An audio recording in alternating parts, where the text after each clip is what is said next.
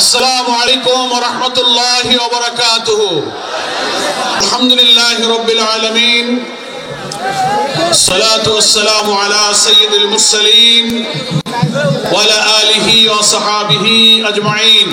আপনারা দেখতে পাচ্ছেন আজকের এই ঐতিহাসিক কর্মী সম্মেলনের মঞ্চে প্রধান অতিথি হিসেবে আসন গ্রহণ করেছেন আমাদের বহু কাঙ্ক্ষিত প্রাণের মানুষ, বাংলাদেশের রাজনৈতিক আন্দোলনে এবং রাজনৈতিক নেতৃত্বের সবচেয়ে আলোচিত, সবচেয়ে নন্দিত মানবিক রাজনৈতিক নেতা ডাক্তার শফিকুর রহমান। সম্মানিত ভাই ও বোনেরা, আজকের এই সম্মেলনটা দেখে কবি মতিউর রহমান মল্লিকের একটা গানের দুটো লাইন আমার মনে পড়ছে। তিনি গানে বলেছেন, জনতা সাগরে আশার জোয়ারে ডাকে বান, কোটি প্রাণে প্রাণে চিরচেতনার জাগে গান। আলহামদুলিল্লাহ, মানুষের আশার জোয়ারে বান ডেকেছে, চিরচেতনার একটি গান নিয়ে কোটি প্রাণ আজকে জেগে উঠেছে। সেই গান হলো বাংলাদেশের নতুন রাষ্ট্র বিনির্মাণের যে অভিযাত্রা আমরা শুরু করেছি। অতীতের 18টি বছর অত্যাচার, জুলুম, নির্যাতন, অর্থনীতির লুটপাট, খুন খারাপি, মিথ্যা মামলা, হামলা, রিমান্ড, সবকিছু লুটপাট করে রাজনৈতিক নেতৃবৃন্দ প্রতিপক্ষকে সবকিছু দমন করে আমাদের ভোটাধিকার হরণ করেছে, রাজনৈতিক অধিকার হরণ করেছে, সংবাদপত্রের স্বাধীনতা যারা হরণ করেছে এবং আমাদের প্রিয় নেতৃবৃন্দকে বিনা অপরাধে ফাঁসিতে ঝুলিয়ে হত্যা করেছে। আমাদের প্রিয় নেতৃবৃন্দকে কারাগারে আল্লামা দেলোয়ার হোসেন সাঈদী, মাওলানা আবুল কালাম মোহাম্মদ ইউসুফ, মাওলানা আব্দুল সোবহান, আব্দুল খালেক মন্ডলদের মতো বরেণ্য আলেমদেরকে কারাগারে তিলে তিলে তারা হত্যা করেছে। আমরা আজকের এই 15 বছরের কালো যুগের অবসান ঘটিয়ে আমাদের নতুন যে স্বাধীনতা, নতুন যে বাংলাদেশ পেয়েছি, সেই বাংলাদেশে একটি নতুন রাষ্ট্র বিনির্মাণের জন্য দেশবাসীর কাছে আহ্বান জানাচ্ছি। আজকের এই সম্মেলনে এখানে আপনারা আমরা সবাই সাক্ষী। গত 15 বছরের দুঃশাসনে মিথ্যা মামলা হামলা দিয়ে কি পরিমাণ জুলুম অত্যাচার এখানে করা হয়েছে। বাড়িতে বাড়িতে কেউ থাকতে পারে নাই। মামলা হামলা, পুলিশ, ছাত্র, ইসলামী ছাত্র শিবির, জামাত ইসলামী সহ বিরোধী দলের সকলের উপরে জুলুম নির্যাতন করা হয়েছে। আমরা আশা করি এমন একটি বাংলাদেশ এখন নির্মিত হবে, অবাধ এবং নিরপেক্ষ জাতীয় নির্বাচনের মাধ্যমে জনগণের প্রতিনিধির কাছে ক্ষমতা হস্তান্তর করার জন্য একটি নতুন সুযোগ আমাদের সামনে এসেছে। আমরা আর সেই সুযোগকে হাতছাড়া করতে চাই না। আল্লাহ তাআলার কাছে আমরা তৌফিক চাই। আল্লাহ, দীর্ঘ জুলুমের পর এই জাতির প্রতি তুমি করুণা করে যে মুক্তির পথ দিয়েছো, সেই করুণা তুমি আমাদের কাছ থেকে তুলে নিয়ে যেও না। প্রিয় ভাইরা আমার, আমরা জানি আমাদের এই ফুলতলা আল্লাহ তাআলা এখানে আমাদেরকে পাঠিয়েছেন, এখানে আমাদের জন্য। কিন্তু খান জাহান আলী থানাবাসী প্রতিনিয়ত শাসন যন্ত্রের যে কষ্ট, অত্যাচার, জুলুম, নির্যাতন তো ছিলই আমাদের উপরে। এর সাথে আর দুটো সমস্যা এই অঞ্চলের মানুষের, একটা হচ্ছে মিল আর একটা হচ্ছে বিল, নাকি বলেন? একটা হচ্ছে মিল আর একটা হচ্ছে বিল। বিল ডাকাতি আর জলাবদ্ধতা, আমাদের ফসল, মাছের চাষ, ক্ষেত খামার সব নষ্ট হয়ে যায়। 60-এর দশক থেকে ওয়াদা যে বাঁধ দিয়ে পোল্ডার করেছিল, পানি নিষ্কাশন হয় না, সুইচ গেটগুলো বন্ধ হয়ে গেছে। এবার আপনারা শুনেছেন, আমি সরকারের সঙ্গে, সচিবদের সঙ্গে কথা বলে যতদূর সম্ভব বিভিন্ন জায়গা থেকে পাম্প এনে সুইচ গেট থেকে পানি নিষ্কাশনের চেষ্টা করে জেলা প্রশাসক, ইউনিয়নের সাথে দফায় দফায় ইসলামী এবং আমরা যতটুকু চেষ্টা করে কিছু পানি নিষ্কাশনের চেষ্টা আমরা করেছি। কিন্তু ভয় হয় অতি বর্ষণে আবার পানি জমে যায়। এই ছোটখাটো সমস্যার সমাধান এইভাবে করলে হবে না, এটা একটা বৃহৎ সমস্যা।